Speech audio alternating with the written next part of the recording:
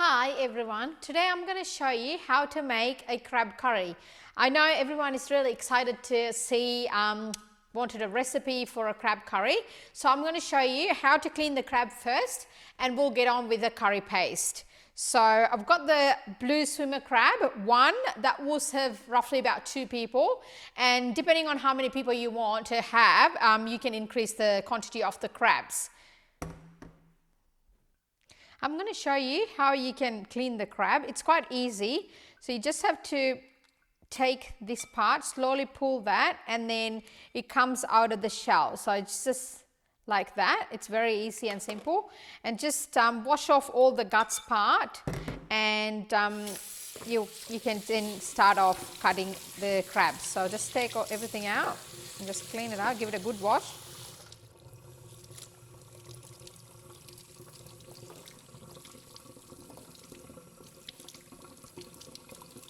Like take off all the bits from inside and give it a good wash.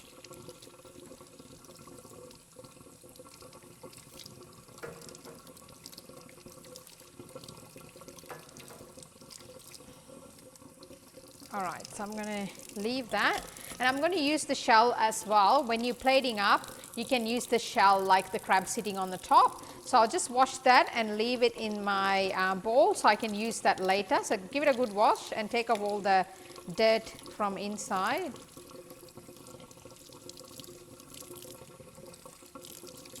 So you got the crab shell. Alright, so I'll show you how you can cut the crabs before you're preparing your curry. So it's here.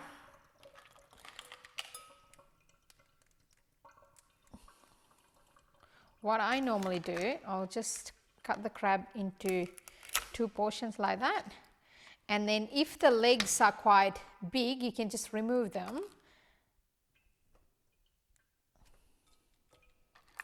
Remove the big legs and leave it as 2 parts, and you can just crack these shells a little bit. So what it does is when it's cooking, the gravy can get in. So then when you're eating it, you will have the nice moist gravy inside and the meat will fall apart. So just give it a good crack.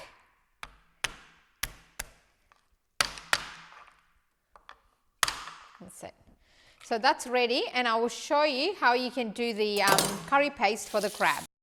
I'm going to show you how to make the curry paste. I've got all the fresh ingredients in the blender. I've got half an onion, couple of garlic cloves, 10 curry leaves, 4 of the red chillies, and 1 sprig of coriander leaves. So I'll have that ready with some salt, and then I've got some spices here. I'm just going to toast these spices. So it's roughly about 2 teaspoons of coriander seeds, 5 to 6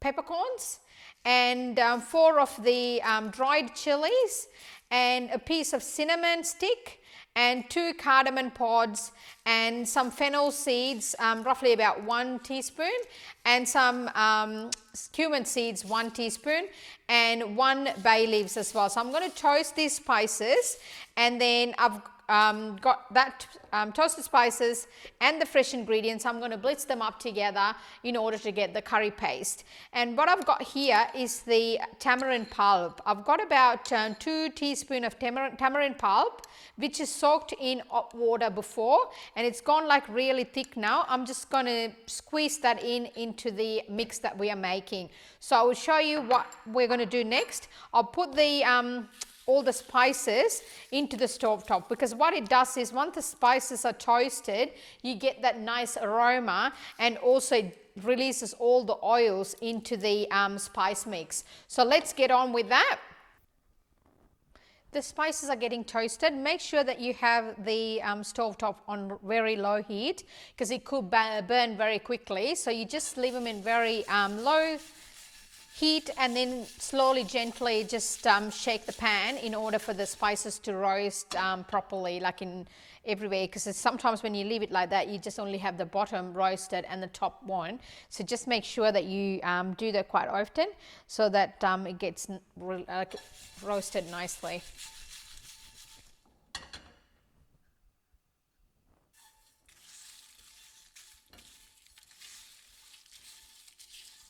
Normally when you're roasting the spice, as soon as the spices started roasting, and what it does is, like, it roughly takes about 6 to 8 minutes, but normally you can smell it when it's like nice and roasted, and you get that aroma, because when it started releasing the oil, you get that smell of all the different spices in there. So that means it's ready in order to go into your curry paste, and you can get them straight away blitz up and to make the curry paste.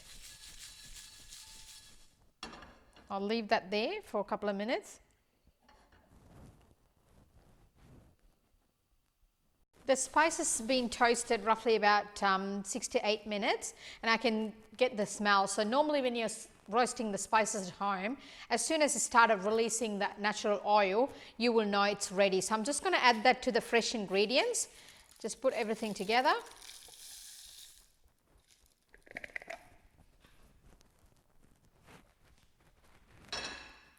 And then I'm going to add the tamarind pulp, because if you can't find the tamarind pulp, normally they do have them in Asian shops, and if you can't find them, you can just add half a tomato chopped up into the curry paste. So I'll just strain that through. The tamarind normally gives a nice sour flavor to the curry, so we'll just put that in, pop everything, squeeze really well, and get those goodness into the curry paste. It's like a really thick paste coming out, so get everything in there.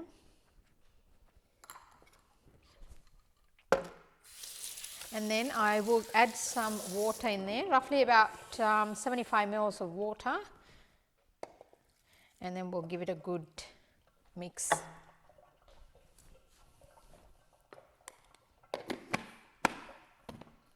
Blend everything together.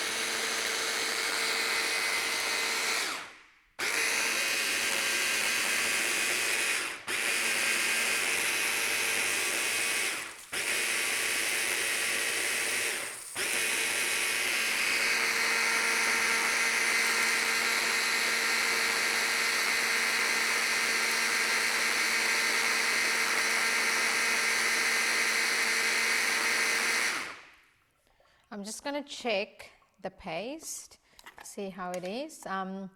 Just have all the pieces like chopped up a bit. I'm just going to get it a little bit smoother than that. So you will still have that nice crunchiness of all these spices and the fresh ingredients, but I'll just give it another blend, and then we can start frying the curry paste.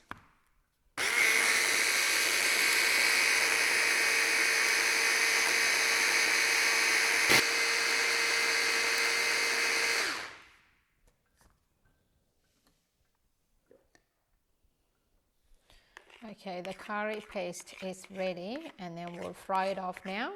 And if you want it a little bit more smoother than this, you can still blend it more, but I like it to have a little bit of crunchiness on the spices and the fresh ingredients that I've added.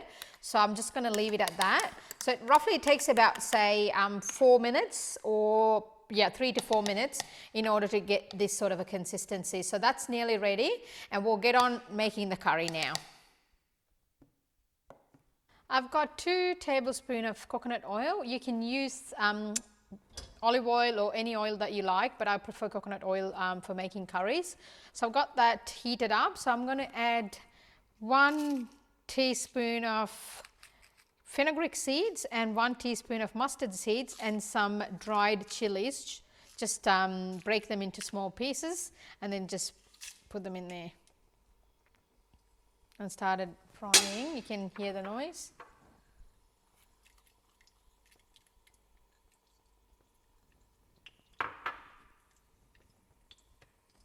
Just going to stir a little bit.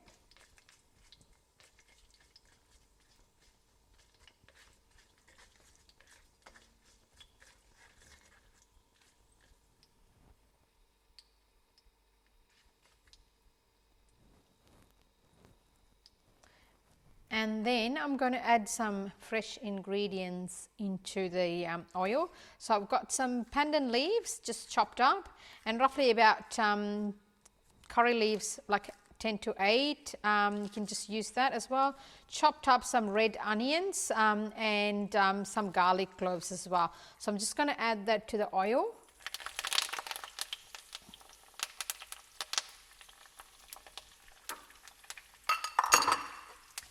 Just mix them all together. And we're just looking for a golden brown color, and then we can just dip the curry paste into the onion mix. So just give it a good stir in there. You can just increase the heat a little bit. So it'll just fry all the curry leaves, pandan leaves, and onion and garlic. If you don't have pandan leaves, just don't worry about it. You can just add the curry leaves. At the end, you can add some coriander. So just fry this nicely. It takes about roughly about, say, 4 to 5 minutes in order for the onions to go golden brown. And then we'll add the curry paste into the mix.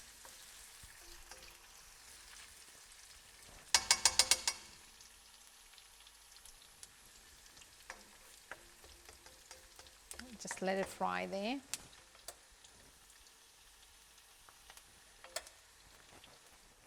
The onion mixture is ready, so just everything is golden brown, nicely fried. I'm going to add the curry paste into the mix. So the curry paste will go in now.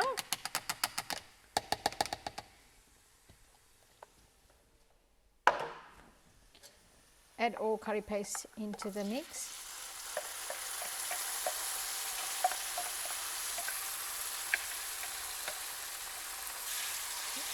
And good mix. Fry off the curry mix for about roughly a couple of minutes so that it just absorb all the flavors, and it will get another mix with the oil, and it'll give you a nice toasty flavor once it's ready. So what I'm going to do, leave that there until it's get nicely fried, and add some water into the blender, so you can just tip the water once the curry paste is fried. So I'm just going to get some water and have it ready.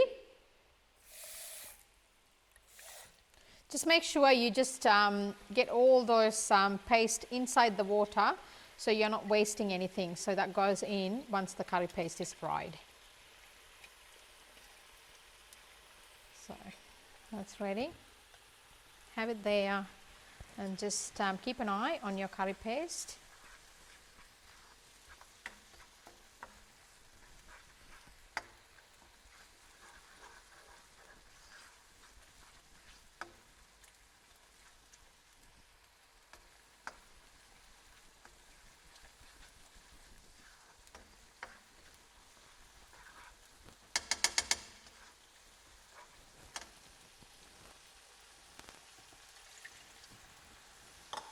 I'm adding the water now.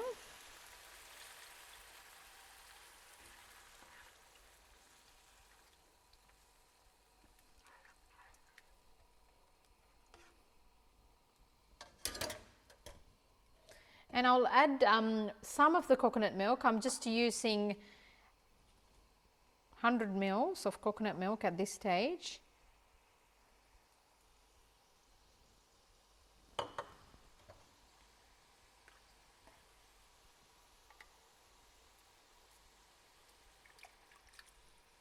Just give it a good mix. And just take all of those bits and pieces from inside. And then I normally leave the curry mixture to develop all the flavors roughly about 45 minutes before adding the crabs, but just within 15 minutes interval, just check the flavors and see how the flavors are developed. And if you need any chilies, or if you need any salt, you can add them as you go. So it's make sure that you taste according to what sort of like taste that you're looking for, and just put it in there and just let the curry to develop all the flavors before the crab goes in. So by the time the crab goes in, it's just the curry paste and the curry, like the gravy, will have all the flavors that you need. And once the crab goes in, it absorbs all the flavor, because crab cooks very quickly, so roughly about 15 minutes or so. So if you have them all ready in there, developed all the flavors, and then once the crab cooked really well, and the gravy will start to really go thicker, and you know it's really ready for you to eat. So I'll just leave it in there for 15 minutes. Make sure when you are making curries to put a lid when the flavors are developing. So we don't want those flavors to go out. We just want all the moisture and the flavor to be inside the gravy. So always make sure that you put a lid and let it simmer for a while before you add the meat or even the vegetables. So I'll just leave it in there, give it a good mix, and leave it in there for all the flavors to develop. And then once it's done the job, and then I'll show you what stage you will be adding the crabs.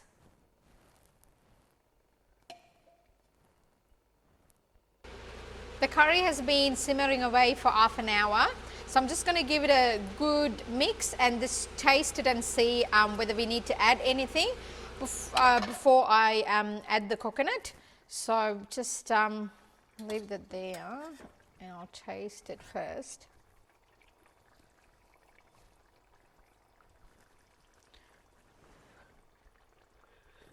I've got all the flavors there. I'm going to add 1 cup of water mixed with 1 cup of 1 cup of coconut milk mixed with half a cup of water, and then I'm just going to pour that into the curry mix. So it's 1 cup of coconut milk and half a cup of water.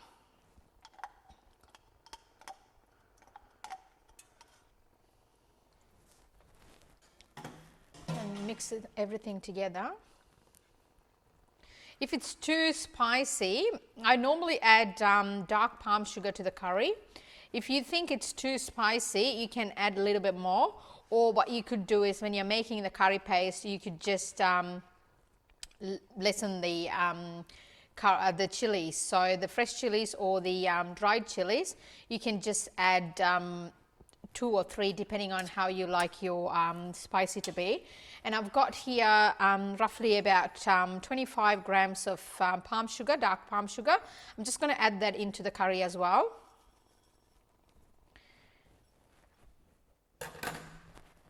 And leave it there and cook for another 15 minutes, and then we'll do another check, and then we'll add our crabs onto the curry.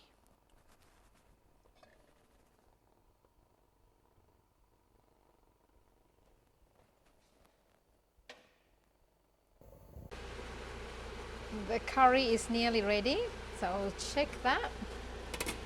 You can see the color of the gravy, and it's darkened a bit now, and we are going to add the crabs into the curry. So just give it a good mix and add the crabs, because crabs only takes about roughly 10 to 15 minutes to cook. So I'm just going to leave the shell, because we will add the shell last minute once the crab is cooked, so we can just decorate it on the plate. So I'll just add the crabs. The good thing about seafood or the crabs and prawns, once it's cooked, it turns into a dark orange color.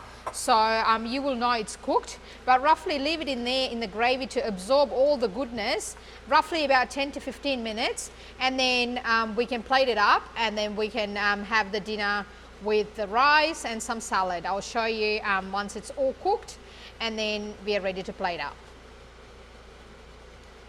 And you can just put the lid on, close it, and then leave it in there for about roughly 10 to 15 minutes, and the crabs will be ready then.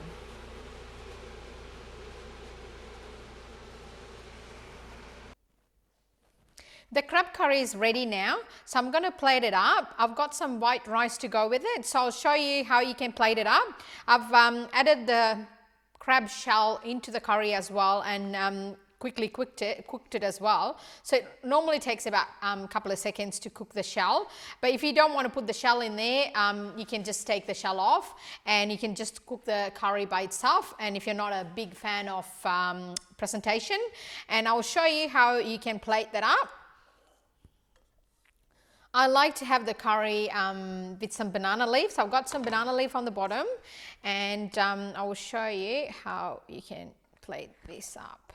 So I got like a really nice thick gravy, and just put the curry in there.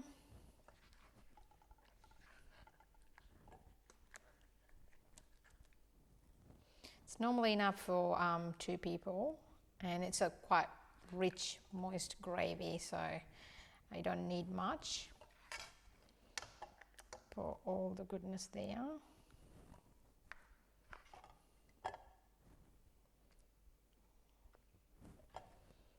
And then just place that shell on the top like that.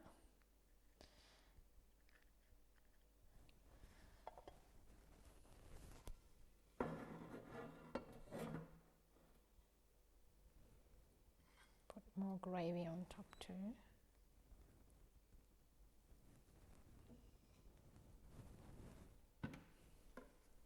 And then you can add some garnishes to the crab. I've got some chillies, lime, and some coriander leaves. Normally the crab curry or the prawn curry is served in Sri Lanka with moringa leaves, but we don't have moringa leaves today, so I'm just going to add some coriander leaves instead. Or even you can just add some curry leaves as well if you like curry leaves. Some fried curry leaves would do. Add some more coriander. If you don't want to have some fresh chilies, you can just take off fresh chilies. You don't need to add fresh chilies in there. If you're not a fan of spice. And then I'll add some lime wedge as well. There you have it, my version of delicious crab curry with steamed rice. I've added a little bit of sesame oil on top of the steamed rice and some cucumber as well. So I hope you will enjoy this crab curry, and yeah, looking forward to seeing you all soon. Thank you very much. Delicious!